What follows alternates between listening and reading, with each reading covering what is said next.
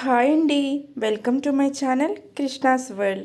ఈరోజు నేను ఈ వీడియోలో బెండి ఫ్రైని ఎలా చేసుకోవాలో చూపిస్తున్నాను.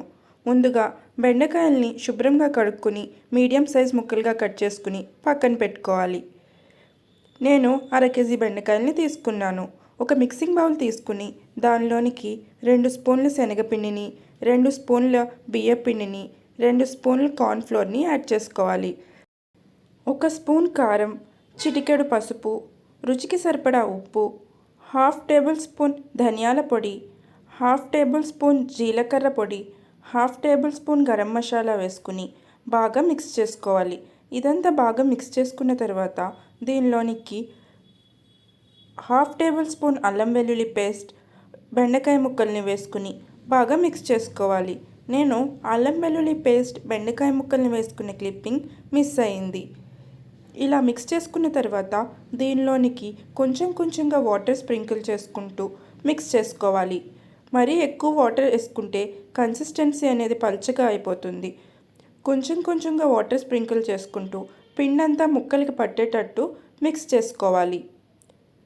ఇలా మిక్స్ చేసుకున్న తర్వాత దీనిని పక్కన పెట్టుకొని స్టవ్ ఆన్ చేసుకుని ఒక ప్యాన్ పెట్టుకోవాలి. డీప్ ఫ్రైకి సరిపడా ఆయిల్ వేసుకుని ఆయిల్ బాగా వేడైన తర్వాత దీనిలోనికి కొన్ని పల్లీలను వేసుకుని ఫ్రై చేసుకోవాలి. ఈ పల్లీలని పక్కకు తీసుకుని దీనిలోనికి కొన్ని జీడిపప్పులు వేసుకుని ఫ్రై చేసుకుని వీటిని కూడా ఒక ప్లేట్లోకి తీసుకోవాలి. ఇదే దానిలోనికి కొన్ని పచ్చిమిరపకాయ ముక్కల్ని కూడా యాడ్ చేసుకుని బాగా ఫ్రై అయ్యేటట్టు ఫ్రై చేసుకుని పక్కకు తీసుకోవాలి. కొంచెం కరివేపాకును కూడా యాడ్ చేసుకుని ఫ్రై చేసుకుని పక్కకు తీసుకోవాలి. తరువాత ఇదే ఆయిల్లో మనం మిక్స్ చేసి పెట్టుకున్న బెండకాయ ముక్కల్ని ఒక్కొక్కటిగా వేసుకోవాలి. ముద్ద ముద్దలా కాకుండా ఒక్కొక్కటిగా వేసుకోవాలి. పల్లీలు, జీడిపప్పులు, కరివేపాకు, పచ్చిమిరపకాయలు వేసిన గిన్నెలోకి కొంచెం గరం మసాలా, కొంచెం సాల్ట్, కొంచెం కారం వేసి బాగా మిక్స్ చేసుకుని పక్కన పెట్టుకోవాలి.